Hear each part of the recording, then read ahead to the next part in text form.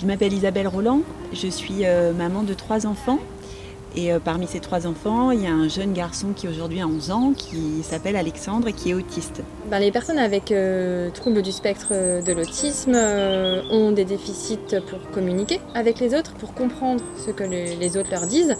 Donc ça pose des problèmes pour la compréhension, l'expression dans plein de situations sociales du quotidien. Il montre aussi pour la plupart des particularités sensorielles. Ça peut être de l'hypersensibilité au bruit ou de l'hypersensibilité au toucher. Le module santé se compose d'un cours théorique, donc au sein d'une classe, où ils sont par groupe de 3 ou 2 enfants.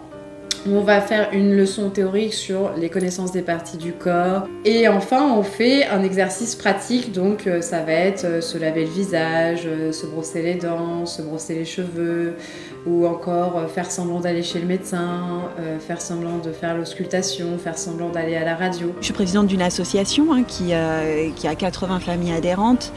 Plein de familles ont renoncé aux soins de base pour leurs enfants. Ils les emmènent plus chez le dentiste parce que c'est trop compliqué. Ils ont un peu honte, ils ne savent pas comment faire. Ils se prennent des coups parfois. Beaucoup ont renoncé aussi aux visites chez le généraliste. Ce sont des enfants qui ne sont plus pesés, qui ne sont plus mesurés.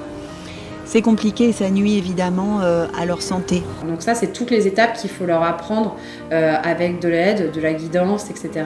Et une diminution progressive de la guidance par l'éducatrice intervenante de l'enfant. Pour pouvoir être efficace, on a besoin de matériel qu'on va retrouver chez les médecins ou chez un autre praticien du paramédical. Si on prend des jouets, c'est pas la même matière, donc du coup pas la même sensation par exemple.